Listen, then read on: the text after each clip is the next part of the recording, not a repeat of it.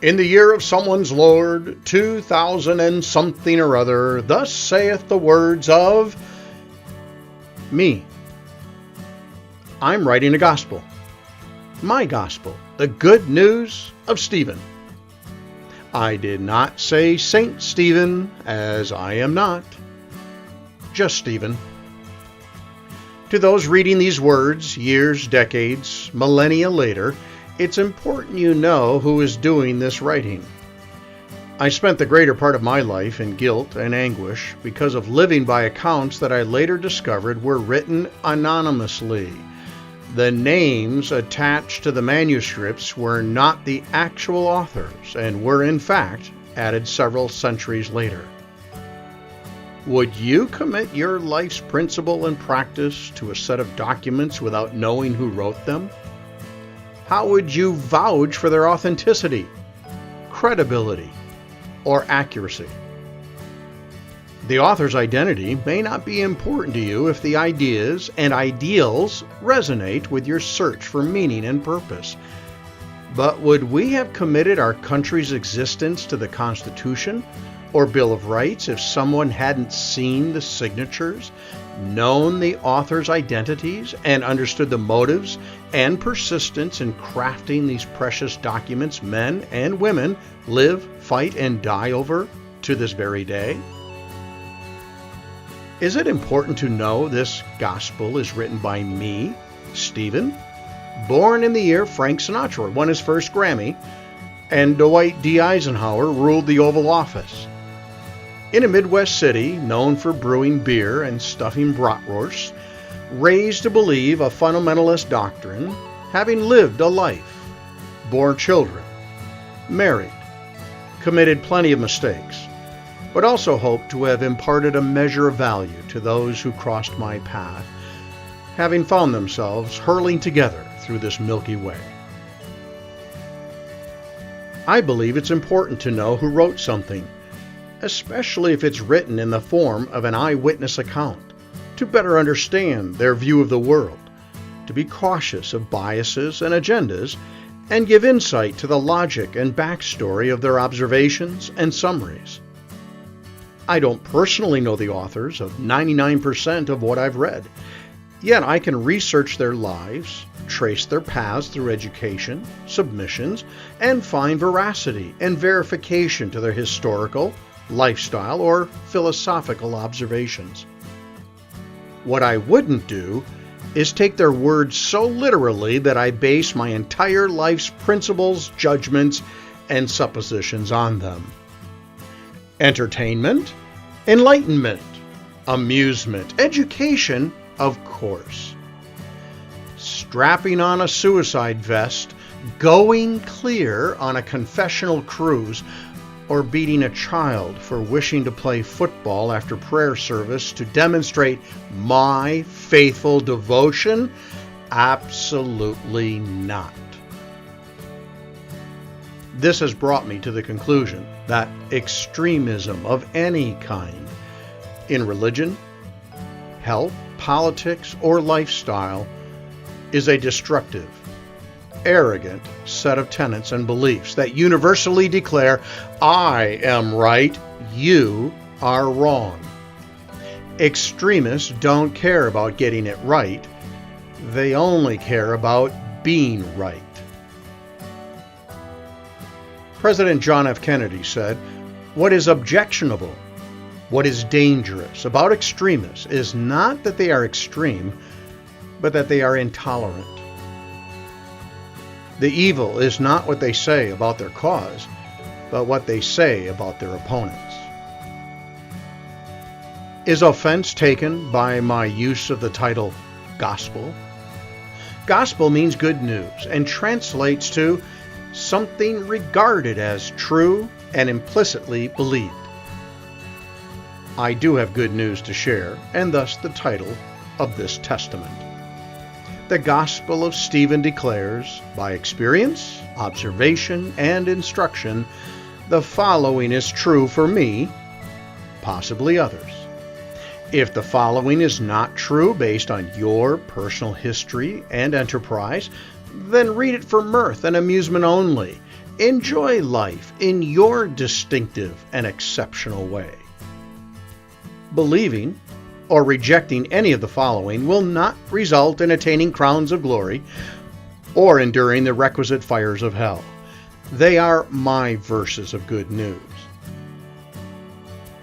I know some seeds will fall by the wayside, while others take root and give guidance and nourishment to someone in need for a clear understanding of how to make this sojourn a success. This is not exhaustive.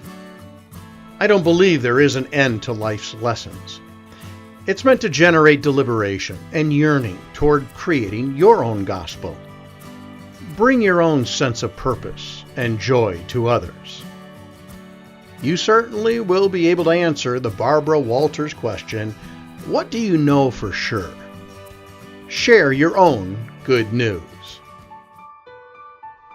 This is the Gospel of Stephen. Verse 1. Offering to help others is rarely rejected and more often appreciated. Verse 2. It is equally generous to accept the help of others. If not needed, it still brings joy to those giving. Verse 3. Those who are not aware of others needing help are generally more self-centered and more concerned with getting what they want. Verse 4. Those who need to control are the least in control. Thus, they need to exert more control. Verse 5. Those who strive to be most in control are usually the least happy, least fulfilled, or at peace with themselves. Verse 6. Better to acknowledge a slight within oneself and then reject it than to outwardly acknowledge it and start a meaningless argument. Verse 7. Happy wife, happy life. Verse 8. You have value and worth. Period. Verse 9. Those who add conditions to your value and worth are themselves devoid of the value and worth they don't recognize in others. Verse 10. Question authority. Question yourself. Test ideas. Follow the evidence wherever it leads. Verse 11. And always remember, you could be wrong. Verse 12. If anyone says, I know the truth, and it is the only truth, run. Run fast. Run far. Verse 13. It is more enlightening, enriching, and revealing to consume wine with conversation than to believe a single word of a sober person who wants to save you from something.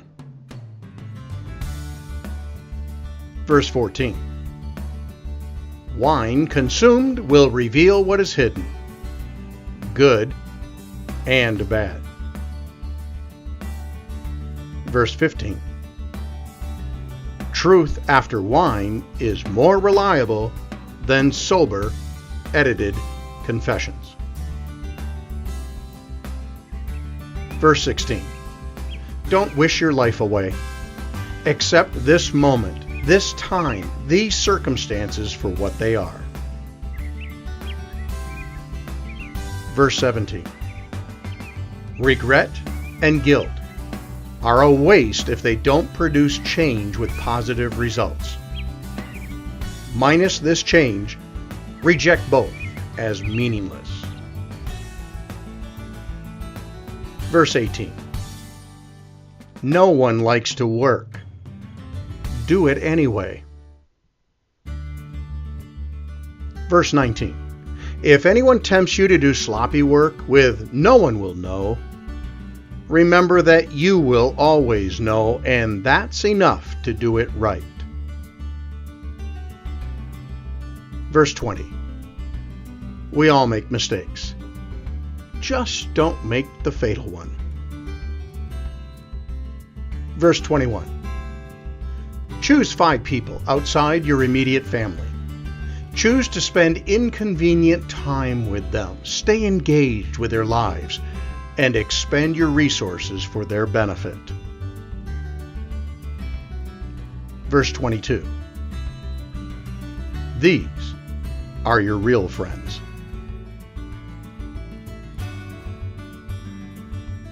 Only the songwriter can give the true meaning of a song. All else is interpretation.